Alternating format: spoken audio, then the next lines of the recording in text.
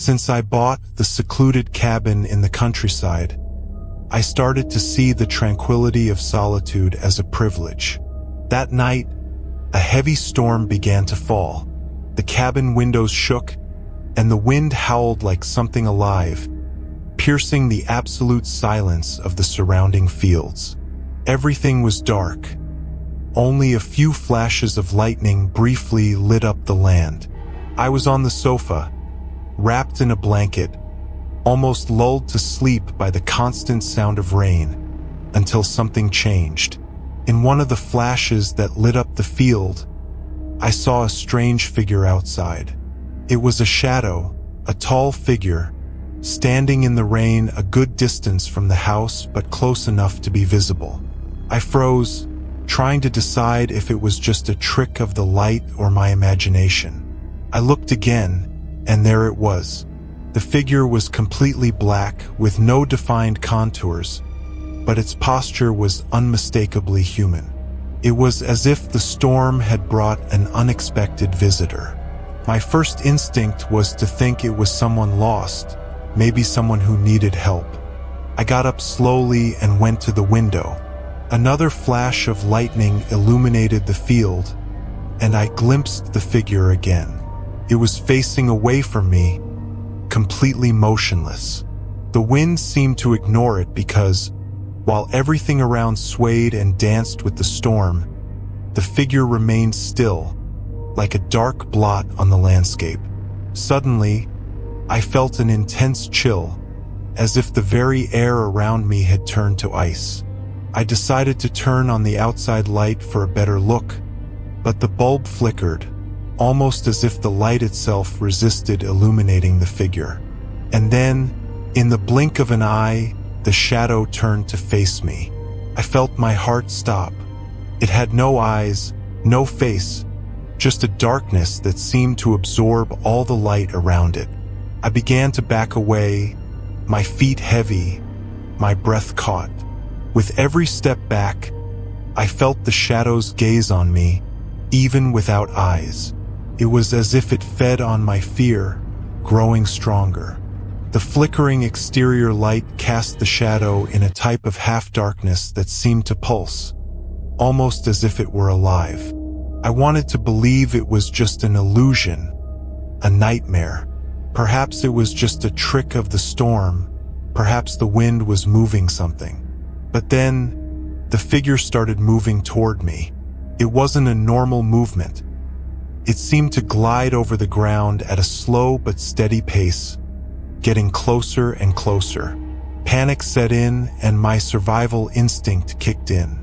I turned off the outside light, hoping the darkness would make it disappear, but it only made things worse. The silence of the storm echoed inside me, and the sound of raindrops seemed to mingle with something else, something almost like breathing. Breathing that came from far too close. I knew I needed to get away from that window. I ran to grab my cell phone, thinking of calling for help, but there was no signal. The storm must have knocked out some tower, leaving me completely isolated. I decided to lock all doors and windows, hoping that would bring some sense of security. But as I latched the last window, I saw the shadow standing in the field again. It was even closer, more defined. I could swear it was watching me, even without a face. Another flash of lightning lit up the cabin, and through the window, I saw that the shadow now seemed more solid, as if it was taking form. It held something in its arms, something that swayed with the wind. My mind tried to find a rational explanation, but nothing made sense. The darkness seemed to close in around it, making the figure more sinister, more threatening. And then came the worst. I heard a low sound, almost a whisper, but it was impossible to ignore. It was like a voice that came from everywhere and nowhere at the same time. At first, it was an incomprehensible murmur, but slowly, it turned into words that sounded like a call, an almost irresistible command drawing me outside. Something inside me said I couldn't give in, that I shouldn't go closer, but another part of me pulled me toward the door, as if my will were dissolving in that whisper. The shadow was now right outside my window.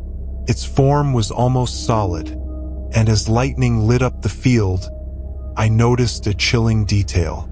It had a hand extended toward me, a gesture that seemed to beckon me. The fingers were long, unnaturally thin and sharp. The movement was slow, almost ritualistic, and the darkness around it seemed denser, as if it was closing in on me, suffocating me. I felt a pressure on my chest, a tightness that made me gasp for air. I could no longer look away, but I also couldn't keep staring. It was as if the shadow had an absolute hold over me. The feeling that if I blinked or looked away, something terrible would happen kept me trapped in that terrifying scene. Gradually, I felt my legs give way. My mind was overtaken by fear, but I knew I had to act. In a desperate move, I grabbed the chair next to me and placed it in front of the door as a barrier. But a voice in my mind whispered that it wouldn't help, that whatever that thing was couldn't be stopped by physical barriers. The lights in the cabin began to flicker frantically, and the sound of the storm outside grew deafening. Amid the noise and lightning's glow, the shadow took a step forward and disappeared. I don't know how long I stayed there, waiting and holding my breath. My hands were shaking, and the feeling of being watched didn't go away. In fact, it felt like the shadow was now inside the house, watching me from somewhere I couldn't see. When the storm started to weaken and dawn brought the first signs of light, the oppressive feeling slowly eased. I didn't sleep the rest of the night. I just sat there, trying to process what had happened. However, even when daylight fully arrived, something in the field caught my attention. There, at the exact spot where I had first seen the shadow, was a dark mark on the grass. A shadow with no explanation, as if something had burned that place. Even today, that mark remains there, untouched. I have never been able to shake the feeling that the shadow is still nearby, waiting for the next storm to visit me again. That night changed me forever. The solitude that once felt like a privilege is now a torment because I know that, somewhere in the field, the shadow is lurking, always waiting to come closer once more.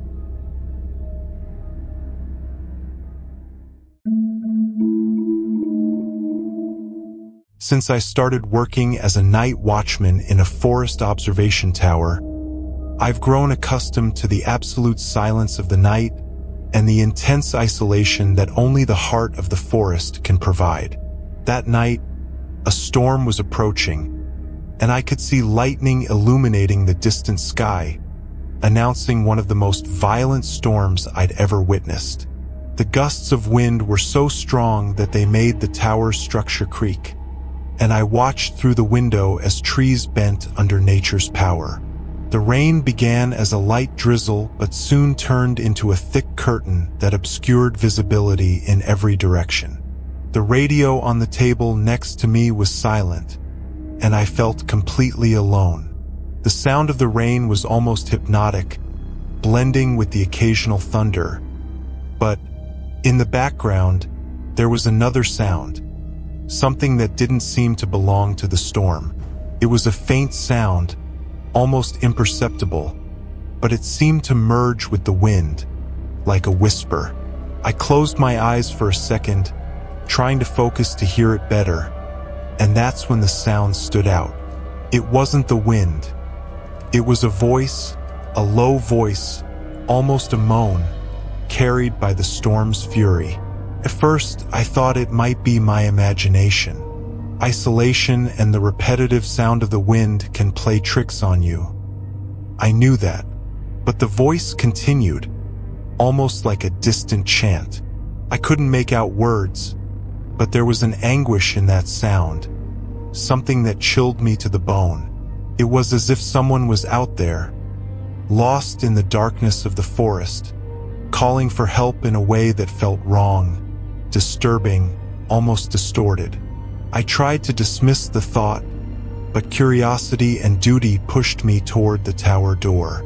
I grabbed my flashlight and, though hesitant, opened the door to the balcony, trying to peer out. The rain was so dense it nearly blinded me, but the sound, the voice, was clearer out there, coming from somewhere to the east, lower down the slope of the forest. "Is anyone there?" I shouted, trying to make my voice rise above the storm. But instead of an answer, the whisper seemed to change tone, growing louder and closer, as if it were responding. A chill ran down my spine, and my instincts screamed at me to go back, shut the door, and forget it. But before I could convince myself to do so, the radio next to me crackled, and for a second, I was certain I'd heard that same voice coming from the device. I ran back inside, locking the door behind me, and rushed to the radio. I pressed the button to try to communicate, but all I could hear was static mixed with the sound of the storm. And within the static, there it was again, the voice now closer, as if it were right in the room with me. "Help me, I'm trapped here."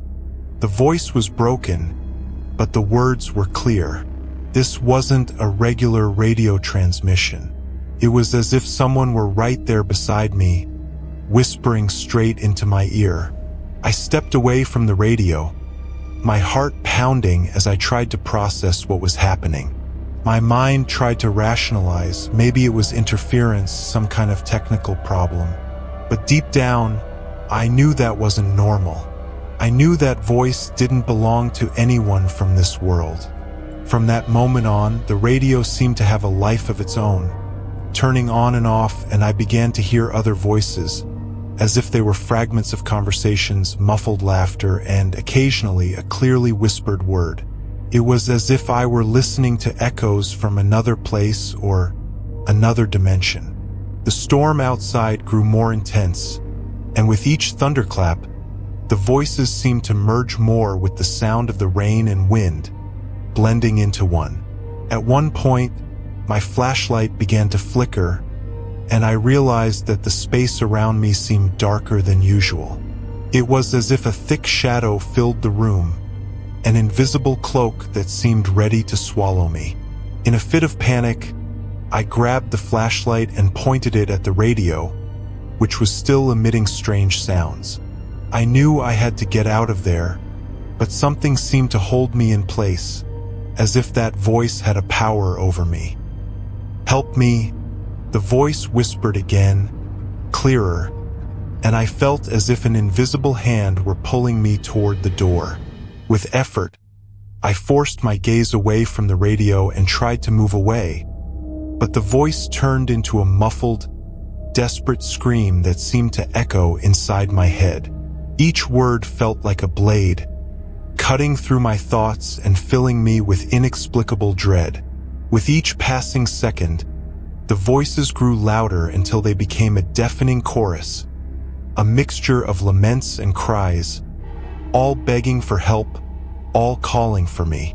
I felt my body weakening, and the lights flickered one last time before going out completely. In the darkness, the sensation of being surrounded by something invisible, something I couldn't see but knew was there, became unbearable. Suddenly, the storm seemed to pause for an instant, and silence took over the tower. The emptiness was overwhelming, and in the back of my mind, I knew this was only the beginning. I closed my eyes, trying to push away the images filling my mind, and when I opened them again, the radio was silent as if nothing had happened. The following morning, as the first light entered through the window, I felt as if I had survived something far beyond a simple storm. But since that night, the voice in the storm haunts me. Every time it rains heavily, I hear the whispers again, sometimes coming from the radio, sometimes as if they're right next to me, in the dark of the night, always pleading, always calling.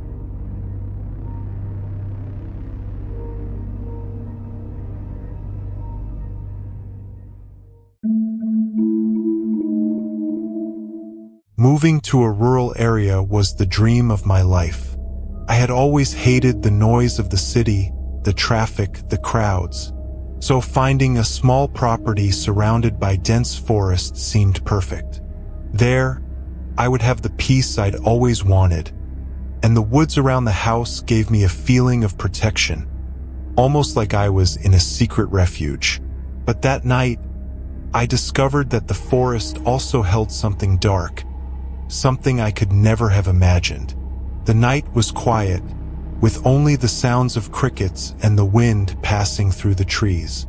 I was in the living room, reading a book, while the fireplace crackled softly. Everything was calm, until I heard a crack coming from the woods outside. At first, I didn't worry. Sounds in the forest are common, branches breaking, maybe some animal passing by. But minutes later, I heard it again, this time closer. I got up and went to the window, trying to see through the dense darkness of the forest. I turned on my flashlight and shone it around the house's perimeter, but saw nothing unusual. I returned to my seat, trying to shake off the unsettling feeling that something was wrong. The night remained silent for a few more minutes, until the crack came again, followed by a strange noise, almost like a low, heavy breath, reverberating in the silence. I felt my body go cold. This time, the sensation of being watched took hold of me. I went to the door and decided to lock it, just as a precaution. Returning to the window, I cast another glance at the forest, and through the darkness, I saw something that made me hold my breath. Among the trees, there was a figure. It was partially hidden, but I could see it was tall, with a stretched, abnormally thin silhouette. At first, I thought it might be an animal, maybe a deer standing on its hind legs. But its posture was too strange, almost human, but twisted. The flashlight couldn't catch many details, and the figure's shadow seemed to blend with the surrounding darkness of the trees. But for some reason, I felt it was looking directly at me, even from a distance. I closed the curtains quickly and stepped back, trying to rationalize what I had just seen. For a while, I stood in the middle of the room, trying to decide if I should ignore it or investigate further. But curiosity and fear pushed me to take another look. I went back to the window, parting the curtains just enough to peek outside. The figure was still there in the same spot, motionless. But now I could see that it was slightly tilted forward, as if trying to observe me too. I felt a chill run down my spine, and before I could react, thunder echoed in the distance, briefly illuminating the forest with a flash. In that second of light, I saw more clearly what was watching me. It had a face, or what seemed to be one. It had no eyes, just two empty, dark holes, and an open mouth, expressionless, almost like a mask. The image burned into my mind, and fear consumed me completely.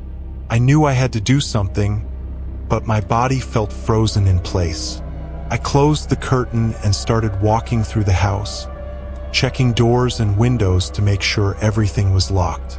The feeling of being watched didn't go away, and I felt as though at any moment that thing could come closer. The night grew even quieter, as if the forest itself were on high alert. I tried to take deep breaths to calm down, but each time I closed my eyes, the image of that lifeless face flooded back in. Suddenly, I heard footsteps. They were light but quick, approaching the house. The sound came from all sides, as if multiple things were circling around with no fixed direction. It felt like they were testing the territory, trying to understand the structure. Each step echoed inside me, and I knew that the figure or figures were getting closer. I felt a weight in my chest, a suffocating pressure that made it hard to breathe. In a desperate impulse, I grabbed my cell phone to call someone, anyone who could help me. But there was no signal. I looked at the fireplace, thinking of adding more wood to light up the house, but the fire was already low, and I knew I wouldn't be able to find more wood without leaving the safety of the walls. So, I turned off the lights and stood still, listening. The footsteps stopped suddenly, and for a moment, I thought it might be over, that maybe it was just some curious animal that had wandered off. But as I turned toward the window, I saw the figure standing there, very close, just a few meters from the house. Even in the darkness, I could see the holes where the eyes should be, fixed on me, as if it knew exactly where I was. Terrified, I hid behind the sofa, trying to breathe as quietly as possible. The silence settled back in, heavy, as though the forest itself had stopped breathing. But in the middle of that silence, a new sound emerged. A soft scraping against the outer wall, like long, thin fingers scratching the surface, trying to find a way in. Each second, the scratching grew louder, and I knew it wasn't my imagination. That thing was outside trying to get in. The sound moved slowly around the house until it stopped near the door. My heart pounded, and I shrank back even further, knowing that if that door opened, I'd have nowhere to run. Time seemed to stretch endlessly, and the sound finally stopped. But just as I began to feel a glimmer of safety, I heard a whisper. It was low, almost inaudible, but so disturbing that it felt like it was penetrating my mind. It was as if the figure was speaking directly to me, trying to call me, to convince me to open the door. I stayed there, motionless, listening to that whisper mingling with the wind. It said things I couldn't understand, but the tone was clear. It was calling me outside. Each word felt soaked in an ancient malice, something beyond a mere desire to frighten. Finally, the whisper stopped, and when I gathered the courage to look through the window again, the figure had disappeared. But deep down, I knew it wasn't over. The next morning, I went outside to look for any signs of what had happened, and there, around the house, were deep marks in the soil. They were footprints, but inhuman, long and thin, as if something with deformed feet had circled my house all night long.